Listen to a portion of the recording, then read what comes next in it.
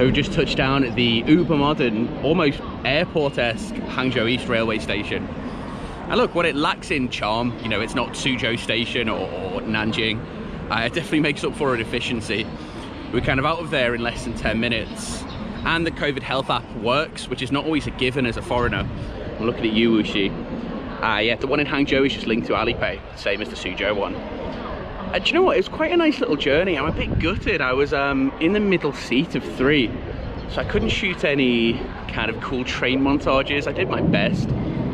You might see them. I'll have to review them when I get home and see if they're any good. But it's not a bad little journey. I always find it quite interesting when you travel on the east coast here. I spent most of my time in China, in Mongolia. And yeah, the scenery is just so different. One thing I always notice is when you would travel from Hohhot, it was very obvious when you had left one city and when you had arrived at another city. You know, it would be city, city, city, countryside for the next hour, and then into the next city. And that just doesn't happen in these East Coast cities. They almost blend into one. You know, there's little architecture quirks that you notice. Lots of the architecture coming into Hangzhou here is almost kind of lowlands-esque. It looked a bit like the Netherlands, which was quite interesting. But yeah, it's almost like just one huge homogeneous city from Suzhou through Shanghai into Hangzhou. I guess that's kind of exemplified by the fact there's actually a metro system, the S1, that's going to open in a few years, that basically will connect Suzhou to Shanghai, two massive cities. But anyway, this is not about Suzhou or Shanghai, this is about Hangzhou. So I'm going to go and jump on the metro, head over to the hotel, check in, maybe freshen up a bit. I might trim a bit of this beard, and then let's go exploring. Let's try some local cuisine and see what Hangzhou has to offer. I'll see you in a few seconds. And we're back, this time in the heart of Hangzhou. Behind me is the bustling commercial district of Pinghai Street. I've just checked into my hotel. Didn't get around to doing any shaving. I can't be bothered. I'm not here to shave, I'm here to explore. And quite fittingly, my hotel is named after one of the most famous explorers ever, the Italian explorer Marco Polo. And if you know much about Marco Polo, it mightn't come as too much of a surprise. Hangzhou is a city that Marco Polo visited. In fact, he might have been one of the very first Westerners to visit this city. And he spoke very highly of it, you know, comparing it to heaven on earth. Now the truth is, I don't actually know an awful lot about Hangzhou. This is not going to be a particularly educational video. I haven't done that much research. And I've done that for a reason. I guess partly to kind of channel that Marco Polo spirit, I suppose. You know, of course the city will have changed an awful lot since Marco Polo was here. But the natural scenery is unchanged for millennia. And it's the same stuff Marco Polo would have seen when he first arrived in this city that he spoke so highly about. But another reason I chose Hangzhou to visit comes from a quote that's actually often attributed to Marco Polo. And it's one that's kind of stuck with me ever since I first heard it. Now I'm sure he didn't come up with it, but he definitely mentioned it in his writings. And it's this phrase, 上有天堂, 下有蜀汉. Basically translates to, above us is heaven, but below us are Suzhou and Hangzhou. Essentially saying this is as close to heaven as you can get. Now, because I don't know too much about this city, I put it to you guys on Twitter, and I asked, where do I absolutely have to visit? And there's one place that came up every single time. It's on every guidebook you see for Hangzhou, and no doubt would have been a place that Marco Polo would have come across.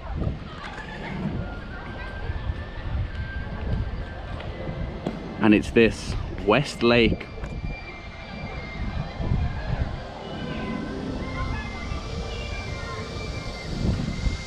I was a little bit skeptical at first. Every major Chinese city, or most of them at least, have quite a big lake, you know, at the center. I live in Suzhou. You can't throw a stone without hitting a lake in Suzhou. And then I arrived at my hotel, walked into my room and looked at the view. And oh my word. This is stunning. Can you imagine those early explorers and early visitors to this city not just outsiders from other countries, but people from China.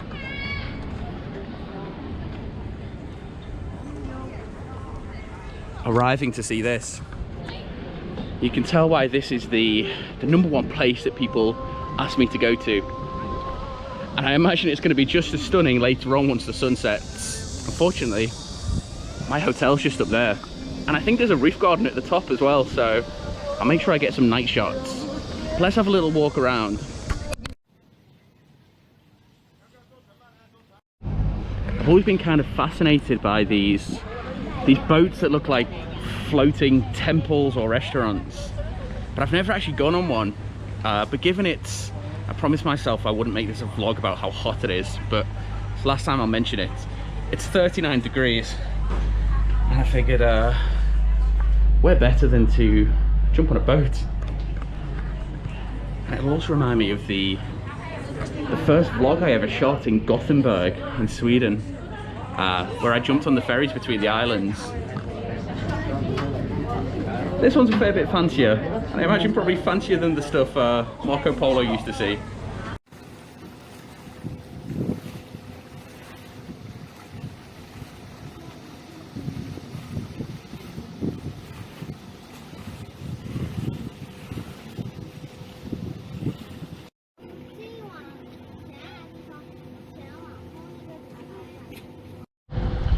There was no way I was staying down there near the posh tables. I'm a Mersey Ferries boy from Birkenhead. I'm coming out here and getting the fresh air. You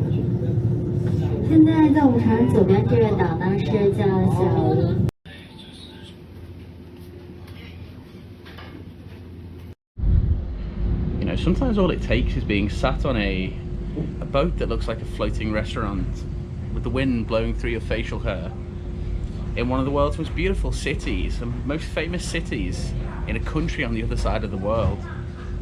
To really, I don't know, remind you that life is good. Life is good. I think I just love boats.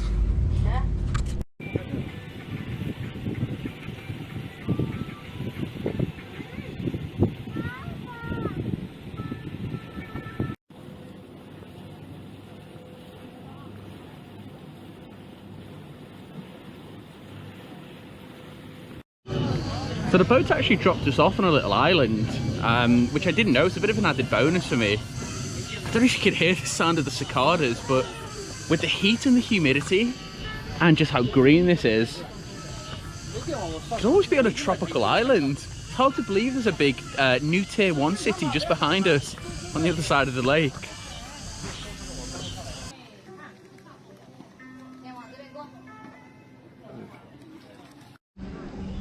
I think perhaps one of the things I find most interesting about that quote that's attributed to Marco Polo is just how long people have been comparing Suzhou to Hangzhou. I mean, Marco Polo was what, writing and traveling 800 years ago? And yet, if you look at the comparisons of the two cities now, you'll see there is still a lot of similarities. It's hard to think of two cities that are more similar. They're both new tier 1 cities, which is kind of China's second level of city importance and size. Both almost overshadowed and dwarfed by their much larger neighbour, Shanghai. Even though Shanghai was not the city it is nowadays, back when Marco Polo was visiting those two cities. Even down to things like the economy. As far as I'm aware, Suzhou is the 7th largest economy in China. Hangzhou is 9th. I guess it shouldn't come as too much as a surprise that cities with very similar history will end up being similar, you know, later on. But I feel like we almost overestimate the impact that we have on cities, you know, modern people. I think it's quite easy to think it's us who make what a city is now. And yet, we're thinking the same way that people thought almost 1,000 years ago. I don't know, it also kind of links us to the past, I think.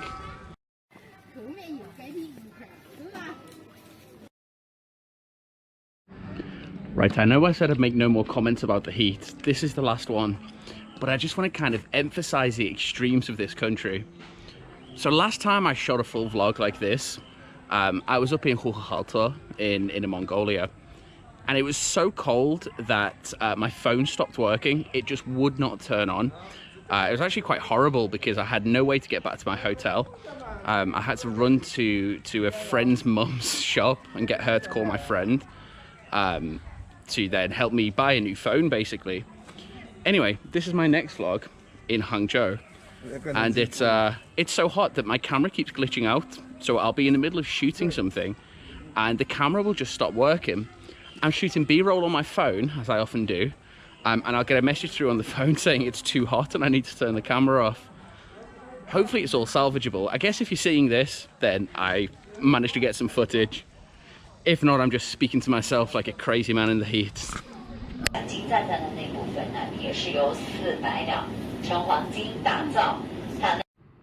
Man, I needed to get out of that heat just for a bit, and I think my equipment did too. Aside from visiting Westlake, I think the request I got second most on Twitter was from people from this area saying, don't come at this time of year, it's way too hot. But I'll survive. Hopefully, once the sun starts to set a bit, it will cool down a little. But on my walk back from the lake, all I could smell was pastries, and it kind of makes sense. In a previous video, I mentioned the 4 classical schools of Chinese cooking, but there's actually a more extensive 8-area list, and one of them areas is Zhejiang, which is where Hangzhou is, the province that Hangzhou is the capital of. And a big part of Zhejiang cuisine is pastries. Now, I'm not 100% sure if these are traditional local pastries, but yeah, I had to buy some with the smell. I'll talk a little more about food later, hopefully if we go to the night market. But I just noticed the shop I went to is called Southern Song, named after the Song dynasty. That's because this region was the former capital of the Song dynasty. Even at little pastry shops, you can't escape history in China.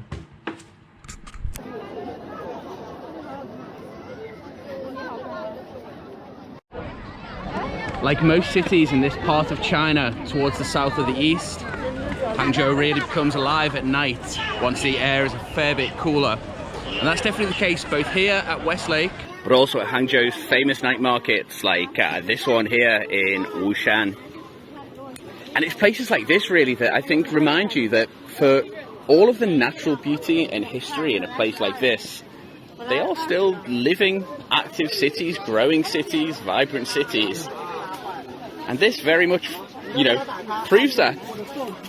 This is not some historical relic like a Xanadu or something. This is a living, huge city, larger than most of the cities probably in the country that you're watching this from.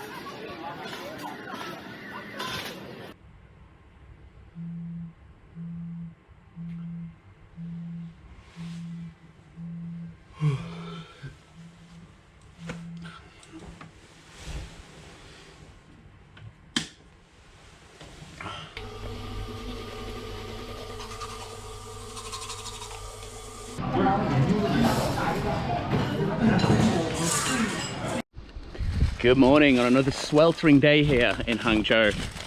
I thought I'd start the day the way all good Brits and indeed Chinese should.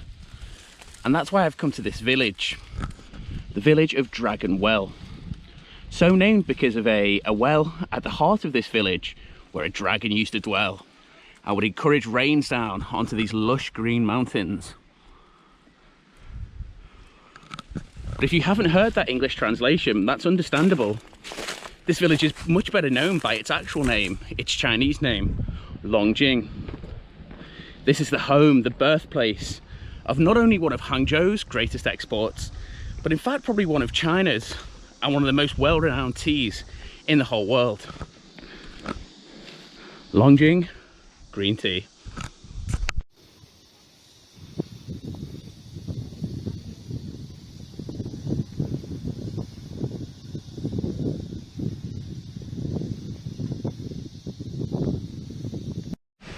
Now these days, Longjing is world renowned as one of the kings of green tea. Don't just take the words of some pleb like myself.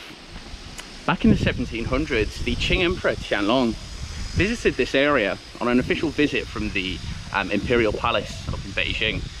And he tried the tea and he really enjoyed it. Now the legend goes that whilst he was here, he received a message that his mother was sick.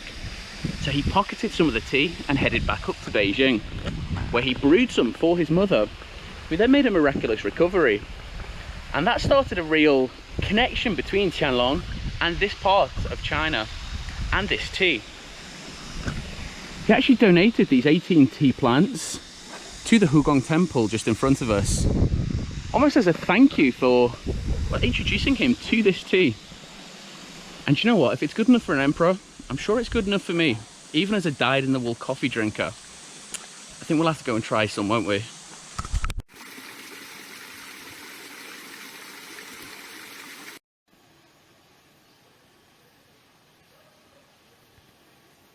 Now, you can buy Longjing tea anywhere in the world these days. You can brew it up at home yourself. But I want to give it its absolute best shot to convert me into a hardened tea drinker. And that's why I've come here to Hulpo Spring, or Tiger Running Spring. Legend has it, during the Tang Dynasty, there was a monk who moved to this area and fell in love with the place. And to be honest, it's hard not to. The issue is there was no water. One day he decided he just couldn't stay any longer. But the next night he had a dream, and God came to him and said, send 2 tigers to the foot of the mountain and have them dig, and soon you will see a spring. And lo and behold, the next day he went to the foot of the mountain with 2 tigers, and they dug, and a spring started flowing. Now this spring was incredible.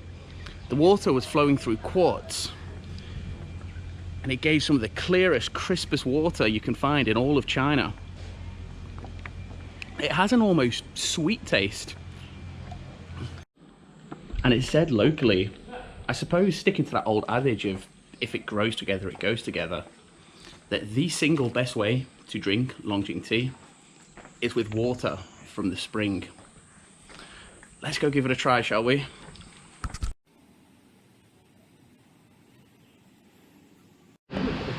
Moment of truth time. So I ordered the speciality, just the Westlake Longjing.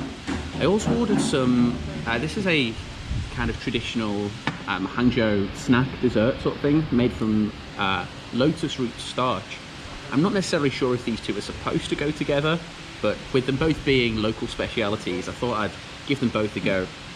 I have to say, the tea smells incredible. It's not too strong, it's quite a mellow smell. It smells really good though, almost smells a bit like a root vegetable.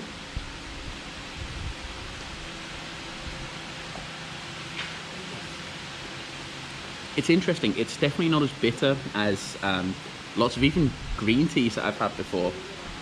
It's quite a mellow taste. Almost, the aftertaste is almost quite nutty. Like a bit like kind of roasted nuts, which is quite interesting. There's not really much sweetness to it, but I think this is sweet. So again, I don't know if they necessarily go together, but if this is sweet and this is quite, you know, lightly bitter, then they might go quite well together. That's delicious. Again, if you're not a fan of like super sweet desserts or snacks, this is definitely something to go for. It's yeah, it's got a kind of a light graininess to it, but not particularly grainy.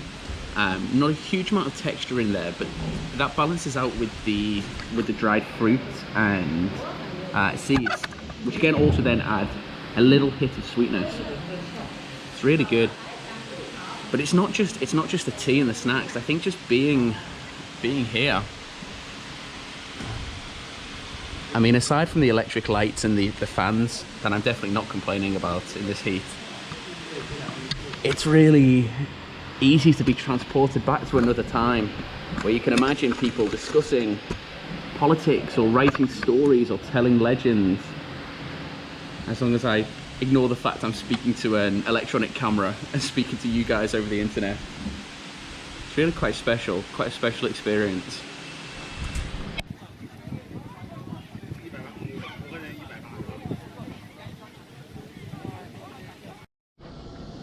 Even amongst the hustle and bustle of modern tourism, as you walk or cycle along this western part of the West Lake, it's not hard to see why this lake has inspired so many stories And it has inspired a lot. From the creation myth of the lake itself, that talks of green jade dragons fighting with golden phoenix over a polished piece of white jade, to the extremely famous and popular Chinese fairy tale of the white snake, a spirit of a white snake that falls in love with a man, Xixian, at the broken bridge and ends up with people being locked away in the pagoda. It's these stories that still inspire people to come to Hangzhou and create their own stories and write their own stories and memories. And I think it would be remiss of me to come to Hangzhou and not talk about the new legends that are going to be made here next year and the new stories that are going to be written as Hangzhou hosts the 19th Asian Games at the aptly named Big Lotus Stadium just behind me. And I actually think this stadium is quite a good symbol for Hangzhou. This is a city that really does balance its tradition with the fact that it is a modern, vibrant city and a happening city, and a city that you can feel is very much on the rise.